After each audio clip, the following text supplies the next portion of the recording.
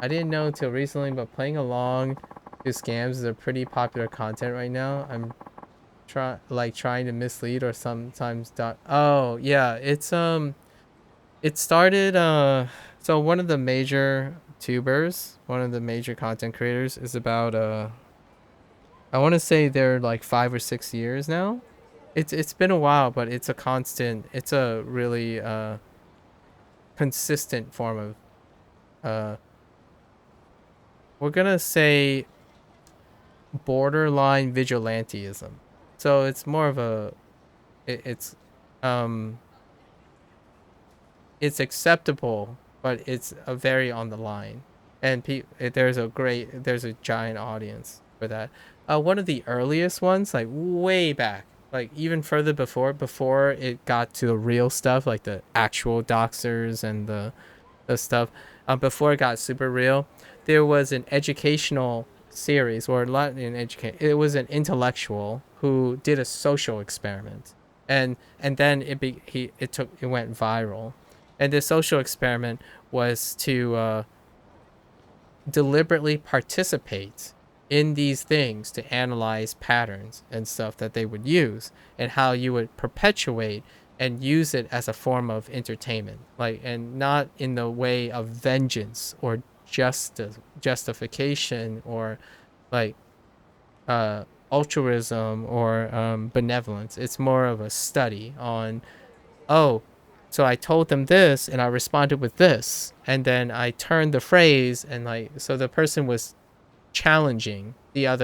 scammers on how they manipulate people, and that turned into something else, and it eventually became a form of entertainment. It turned out that guy was pretty entertaining too, because the idea is the person they're trying to scam was far beyond their comprehension, so they were doing a social experiment during it, and it led into a bunch of other things. And I did watch 2 or 3 of them. I like sampled them for like a month or two, see what type of like techniques and whatnot that they deploy, because I'm really interested in the behavioral aspect, the communication aspect, and the games like these try to encapsulate it. And I would say, if you do, there is a feeling of guilt sometimes, but what can be meaningful when you watch those things is, watch for patterns and watch for it. You can really prevent yourself, at least, if anything, it can benefit yourself to be a little bit cognizant and aware, and expose yourself to the line of forms of doxing and whatnot. It's still really amateurish, but the idea is you have to understand the situation. Scammers, cheaters, and whatnot, they reach a point where they have deduced that that craft is what they're skilled at. But generally speaking, if they were commonly more skilled at something else, they would likely be overqualified to be scammers, right? So what happens is, typically, if one is educated in generally speaking, not educated in any specific field, they often tackled problem solving and critical thinking aspects like this, where when you're playing a video game, you're like, wow, that's right on the nose. There's no way this cannot be a scam, right? And then when you actively participate in deducing these things, it's kind of like practicing that in actuality. But the downside, why scammers and stuff are so effective, is the most effective form of scamming is when it's contextually too complicated. So when someone starts focusing on semantics, like the context of the scamming, instead of looking at the pattern and behavior of the intent and the dialogue, you don't necessarily need to know how an Apple iPhone app or a credit card skimmer or some of those jargons like mixed mortgage. If you look into intent and understanding the behavior, it's a really difficult practice skill, and there's an art to it, right? But you can more consistently protect yourself by when you're stuck in a position where someone is trying to convolute you with jargon, you can at least anticipate or begin to deduce their intent, and that can really help safeguard people. But in general, scammers are effective because they use internet knowledge, competence, and they target individuals that cannot be contextually and intellectually educated on that topic in order to target those people and confuse them to scam them, as opposed to targeting individuals who have intuitive people skills. So it's really worth, in my opinion, it's really clever to a way to get entertained and test how well are your people skills, because people skills, you can be exceptionally well educated and like lots of semantic knowledge, but you could lack the complete people skills. Back in the day, like in the United States, people would call it the street smarts. I don't know if you're familiar with that phrase, Worm, but street smarts, I think, is very deceptive because you don't only develop people skills through talking to people on the streets. It can be developed during any form of problem solving. In can even be developed watching people scam each other or watching people talk each other. That's kind of one of the things that is missing in a world where, like on the internet, one of the things that are a little bit concerning is censorship, right? It is it is a compromise.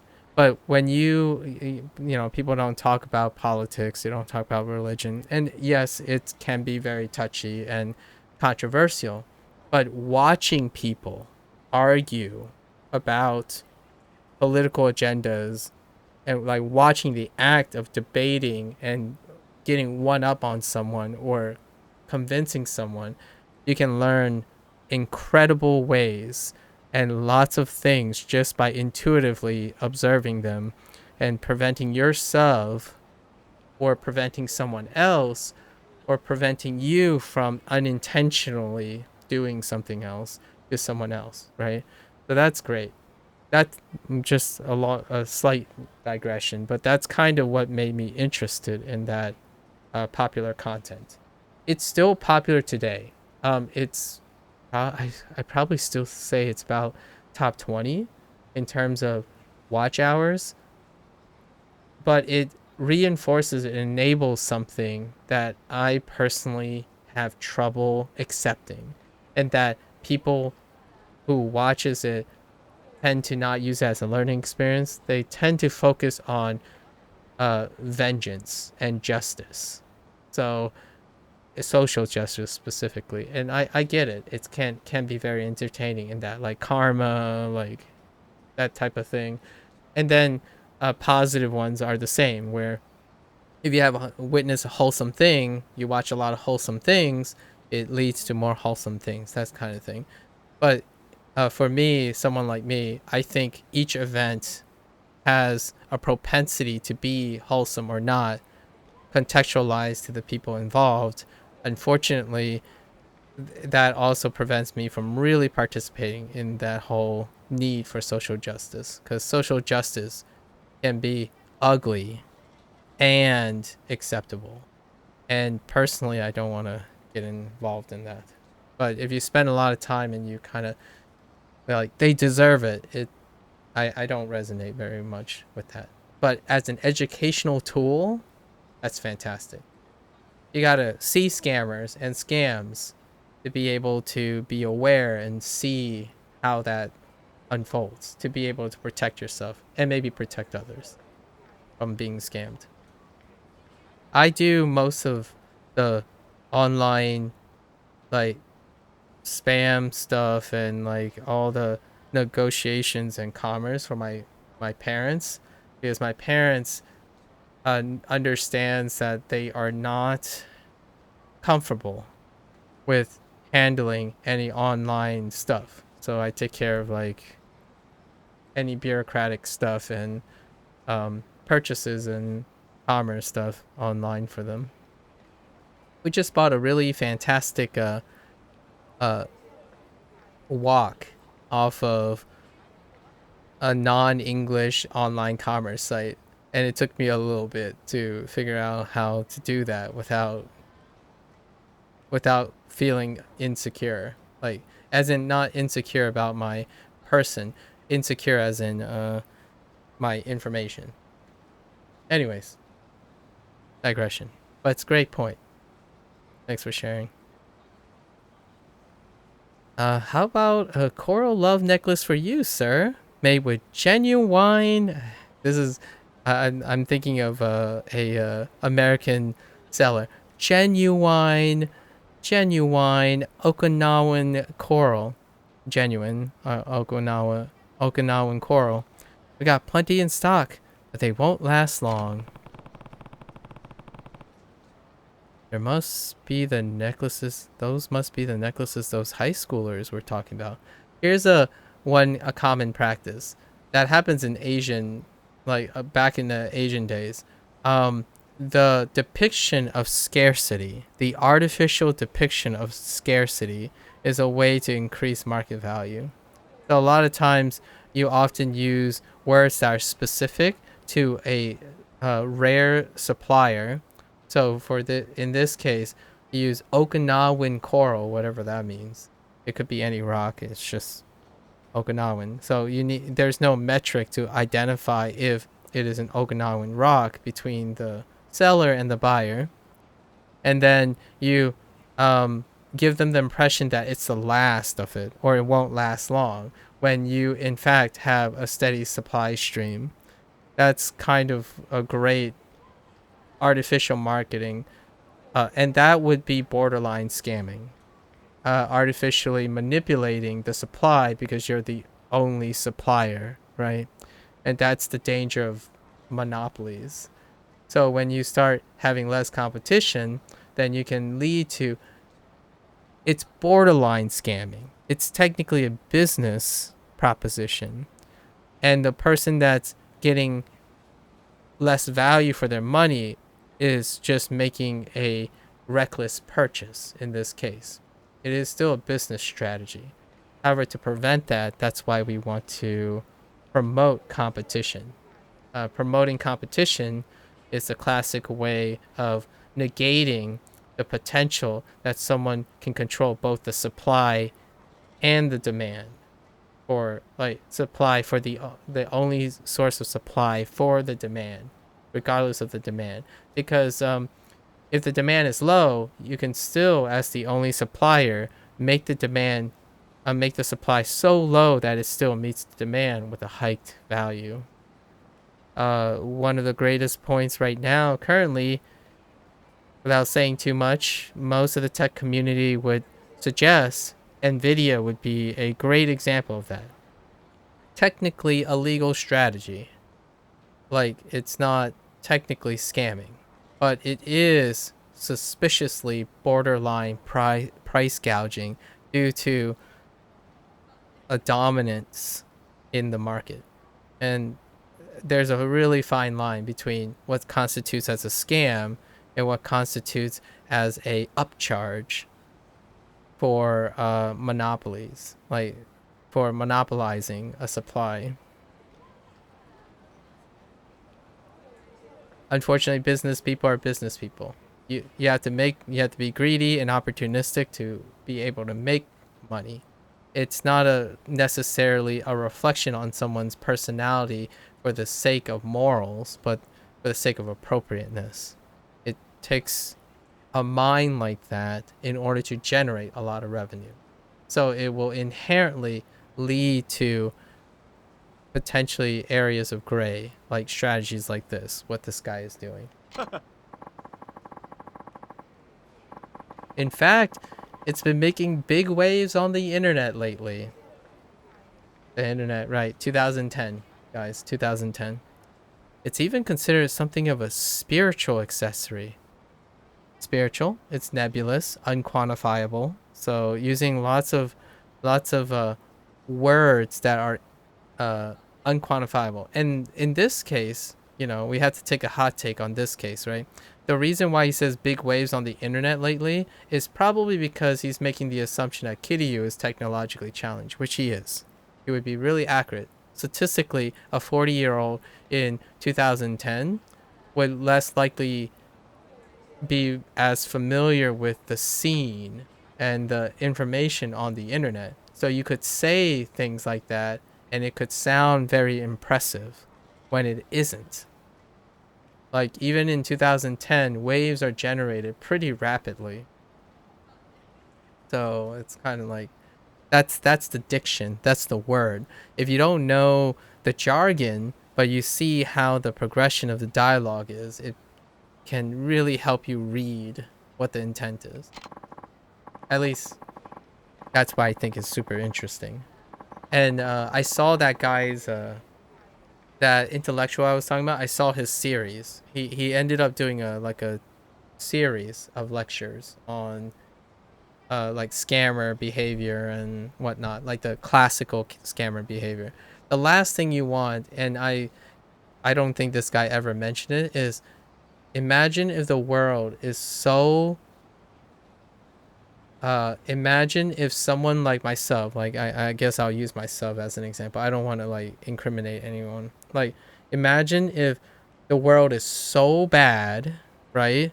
That I feel like it's easier to make money scamming people than doing anything else with my educational background. So thankfully, as a society around the world, that there's not enough incredible devaluation of intelligent, educated people that they feel compelled that scamming and cheating is more efficient and attractive than doing anything else with their capacity. Because if you think about it, imagine those people scamming others. How are you going to protect yourself from that? Thankfully, it's still a low moral, high stress, in fact, pretty impressive career choice. Because imagine the risk involved. Like, even if you go from it from a logical standpoint, can you convince a well educated, intellectually perceptive person to be a scammer as a career choice? Well, you could encourage them. It's like, yeah, it's a challenge, right? It's like, but think about the logical risks involved and think about the legacy. So naturally, thankfully, like things like cheating, scamming, and like underhand business practices and stuff is still kept to a minimum because of the logical safeguard of human intellect, intellect. Um, Hopefully, we don't end up ever being into a career like a system of desperation where even people who are educated and intelligent, who are largely not the people who earn the most money, by the way. So we're trying to separate ourselves from talking about people who make the most money. That the metric to measure perception, understanding, and how well educated you are does not correlate with how much money you make. It's also exactly the argument that business people who make a lot of money use. You don't have to go to college to be a successful businessman. That kind of thing. Like it works both ways. And thankfully, still very intelligent people who practice with like talking with people and teaching people things aren't desperate enough or placed in a such a unsurmountable problem where they would resort to those behaviors.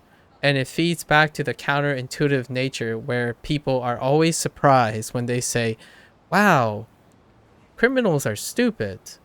Or like, wow, these people are, why would they ever do this? It's like, do they ever think it through? Why are all these desperate people so stupid? On the one hand, I don't like using the word stupid the way they used it. On the other hand, the key word is desperate. Desperation. these are people who are emotionally compromised. Even if they were intellectually and educationally in capacity, they are in a desperate strain. So they make rash decisions. So thankfully, it's not the other way around. Like how are you surprised that desperate people make rash decisions? But I have this conversation so often with individuals who don't step back and kind of connect the dots and look at the bigger picture. They would say like, "Oh, this can't be true. Criminals can't be this dumb because if I was a criminal, I would do this and this and this." Well, you're an intelligent, reasonable person. I know you find this counterintuitive, but the reason why you're not a criminal is because you're not in their position. But when you become their position, it really doesn't matter as much that you're intellectual, you're emotionally compromised. So that's kind of how laws and stuff work. Coercion, right? Blackmail, bribery, that kind of thing eliminates the being educated and rational kind of thing. It's preying on desperation. So thankfully, scammers are inherently, when they do it, are inherently dumb, as in like they make stupid and rash decisions. But because they're not, it's not because they're not intelligent human beings. They tend to be humans that are perfectly competent. It's just they were roped into an extremely desperate position. And there are so many shows like that in the United States. Like that's like the main crime oriented entertainment. Yakuza, on the other hand, does a whole different thing about values, where that values trump everything. But a lot of times in Western crime drama, I would say even the majority of the time, it's predicated on emotional compromise. So when someone is emotionally compromised, they would make rash decisions, and it characterizes all the characters, like even the scientists, the the police officer. And recently, I was talking to Eric about a portrayal of a scientist in Sweet Tooth, and in the end, I still committed the same thing where, like, yeah, I can't believe he would do that or act like this or the portrayal of this. But then again, I concede with Eric, right? They're still in a post apocalyptic world. So there is still a chance that even someone who's an intellectual scientist would be noisy and less diligent and do these things incorrectly or like really misrepresenting. Because I was kind of like poking fun of, or I was criticizing the portrayal of a scientist in that show. The most mundane action, like the action that a scientist does their entire, like 60% of their workbench stuff is that action. And when they portrayed it in that show for that really minor scene, like 30 seconds to a minute scene, it was that person just committed like three taboos. Like, just, it would invalidate pretty much everything. It would ruin everything. So for a character to be portrayed as a scientist and a potential medical practitioner, doing that even desperately for something, you might as well give up, because the results that person would get would likely not work if that's how they handled their testing. And that's kind of like the thing we're talking about, where it's still hard sometimes to know how desperation can affect even the most diligent and intelligent person. So whenever someone told me like, "Oh, you're such a, objective, grounded person. You must make good for a certain something," and then they would describe a situation where I would likely be emotionally compromised. And I would say something along the lines like, I can concede that in most cases I am emotionally agnostic. Like I don't feel anything. I'm very indifferent. So I could be less emotional. than a lot of the people they met. But there's no guarantee that when the moment happens, I wouldn't be emotionally compromised. So, regardless of how much I understand about the topic, you have to remember the human condition is that you are susceptible to be emotionally compromised. And scammers feed on emotional compromising because emotional intelligence is super accessibly understandable but incredibly difficult to master.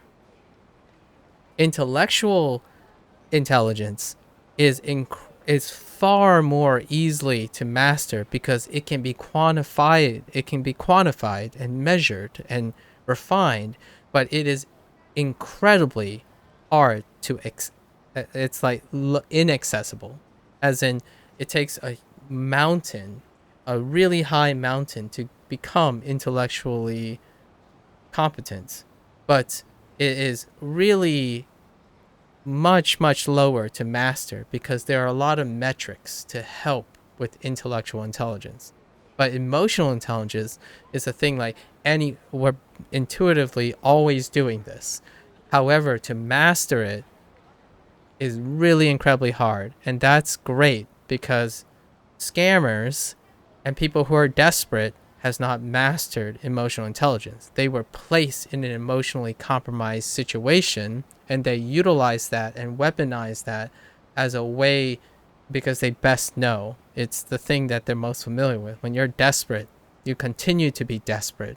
So you portray and project that desperation to other people. Like, I want a lot of money, so I want to sell a lot of this thing. So how do I go about it? And then you try to imitate and project that scarcity or scarcity of something, that desperation, and you project that onto your customer. And then your customer would be desperate or like fear of missing out and they would buy it. So that's often their strategy. That's the scammer's strategy. Um, when the scammer is doing it for fun, like intellectually, then you have an intelligent person who's not emotionally compromised. That's when it gets scary. And you can count them. You can count historical, incredibly intelligent scammers on a hand because you can probably find a documentary on someone who did like a massive MLM or a massive pyramid scheme or Ponzi scheme. Those individuals who did it for the challenge of intellectual and not emotionally compromised, like rich people who want to play games, for example, someone who's privileged but wanted to see how far what they can get away with, those people land in the history books because it is difficult to dismantle them. They are not emotionally compromised. But generally speaking, 80 to 90% of the time, yeah, criminals are compromised. It's such a long digression, but I absolutely love like true crime stuff and understanding people's behavior. It's great. You get to learn a lot about other normal people too, like normal people, rational people who have a nice life, like mental health balance, or reasonably, anyways. As you can see, this necklace is made from genuine hermatypic. Hermatypic, like uh, male and female, like hermaphroditic, like herma or blood, maybe. I don't even know what that word means. Hold up. They like I don't even like I don't know what that word means to describe a coral. Hermatypic.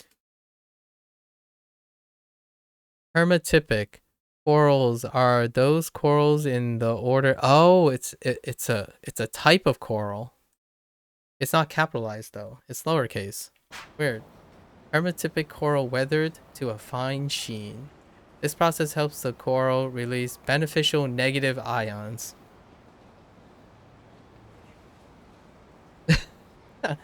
I know what they're trying to say with beneficial negative ions, but that's not how that works. Like they're talking about counter ions in your body. Like when you think about a counter ion, a common counter ion is probably chlorine. chloride, specifically chloride or like phosphates. But well, I mean, phosphates is more of a compound, but a negative compound. But minerals that counter metal ions. So beneficial negative ions is probably where they're getting that. Just keeping one of these special coral necklaces on your person is said to bolster your luck in love and money too. Wow, and money. That's amazing. So what do you say? One coral love necklace is looking for an incredible reasonable price of 3,000 yen today. I mean, it's only 3,000. And that's where I would fail. Yeah, I would probably fail here. I don't go to markets very often. My father tends to safeguard me on markets, but when someone says like, if you sell me a sob story, I'll probably buy the product. I'm extremely emotionally compromised when it's sentimentalism. So I can tell you that even after saying all of that about scamming and behavioral things, I am still, like Kiryu, probably willing to buy something because I use my intellectual understanding to convince myself that even if I get scammed, this person is scamming to make money out of desperation, and I would still do it. So in my life, I've been scammed before, but not in the sense of financially, more like emotionally scammed. Like I've been in abusive, like professional or like friendship kind of relationships a lot because I'm I'm a sap. So even I know against my better judgment, that phrase that I use quite a bit, against your better judgment, where you still decide that emotionally you want to do it anyways, even after knowing everything that could possibly happen. You got to that position. It's a paradox for someone to be so intellectually inclined about the motivations of someone's health and behavior. Like my concern, in order to be concerned about scammers, you have to be a compassionate person to care about the scammers and to care about to know and understand the scammers in the first place. So like paradoxically, I am more likely to be intentionally scammed, which then is no longer a scam, it is an investment. So then that whole subjectivity of what constitutes as a scammer, which I had this conversation before like 2 or 3 times in the last 2 years maybe with someone about the philosophy of being scammed. Um, if you know and awaringly, like in this game, awaringly know that you can give money and use it and turn it proactively, that's what I would do. And Kiryu has done this a couple times already in Kiwami 1 and 2. He flips the script most of the time. He actually, the game is designed in a way that brings that catharsis to you, where you can get Kiryu to get scammed, but in the end, that scam produces a proactive life, like a learning lesson that in fact Kiryu turns script and it turns into a lesson for the scammer and Kiryu's reflection on his personality. Like his belief system is that he has expendable income and that's how I do it. Like but for someone who might be less inclined to understand human behavior and think about justice and rights and wrongs, they would say, no, it's a scam. You don't ever buy something from a scammer. That's enabling them. It's it's uh, leading them down and encouraging them to seek a life. But that's if you keep passive. So many times, the days that I've been scammed or emotionally abused in some way, I tell the person that I eventually reveal to the person, it's like, this can be emotionally abusive. This is technically emotional abuse, or this is technically financial scamming. But I want to tell you this because if it was someone else, like the truth is, right? If it was someone else, you will likely be in jail right now, or you would be someone's gonna witch hunt you at some point. So the idea is during those situations that I've had, I was young and naive in some of them, so I couldn't do it. But later in life, when I was older, I used it as a platform to tell them how to better, like, or suggest. Not necessarily. I used the wrong word. I don't want you to use better. I suggest an alternative that they can convince themselves that there is less risk. Like for example, this person said that this person here is very selling coral love necklaces and all this stuff, that you could turn and say, hey, you're really good at something, like you're observing something, and I know you're scamming me, but you know what, what else can you do with selling like this? Can you produce a product that can help, like, is the benefits outstanding? So this technically isn't a scam, because you could argue that the coral love necklace offers a placebo that the majority of their customers who have it ends up success seeking. And that is legitimate as long as you can prove it is working. Placebos, like I said earlier, don't underestimate the power of a placebo. If you tell someone they're doing a great job and is exactly what they need to hear to be the best they can ever be, then great. However, it doesn't change the reality if it doesn't work. So you got to make sure the reality is it is working, not the other way around where the scammer says it's working and it clearly isn't working. Then it becomes a scam as opposed to an investment. And I've been at the other end for many times where, like, I would do something and I never hear from the person again. In a way, it didn't matter to me, because like what I mean is, if that person scammed me or not, it's not the point. My point was I choose knowingly to take a risk, and hopefully that person's for the better, right? That's kind of the difference between being caught off guard and being intentionally scammed. So when I say intelligent people or perceptive people don't get scammed, well, like when somebody claims that if you're smart enough, you won't get scammed, right? That's not true. That's not universally true. You can there's so many different outcomes. I prefer to be proactive about it. When I see someone, I inquire about it. Like someone selling me a necklace, I'm like, why are you selling the necklace? Like, how did you come about selling the necklace, and whatnot? Like, I mean, this would not be the most appropriate because this person clearly runs a shop and stuff. But it's great to get the perspective from that person. You can save a life one day. You could save a whole chain of events. I mean, this is being romantic. Obviously, you can't know that. But if you keep doing that, eventually you would.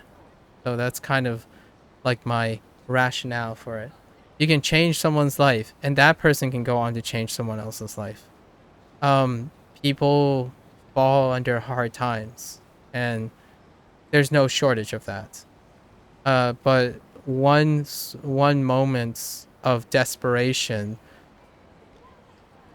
could be countered by one moment of benevolence, whether it's true or not. So the whole idea of white lying and not white lying, I want to say that I don't typically use white lies, but I do use deduction to prevent myself from falling into a situation in which a lot of people would lie for the benefit of enabling someone down a line. So that's kind of it's a really fine line, but some people might consider it still white line by not avoid, like, circumnavigating specific situations. But anyways, long digression, but it's worth, in my opinion, people are worth. Uh, it's romantic, but that's kind of how it goes. All right, we're just gonna buy the necklace anyways. That was my digression about I'm going to buy the necklace anyways, because Kiryu has 2.8 million yen. It's 30,000. It's 3,000 yen.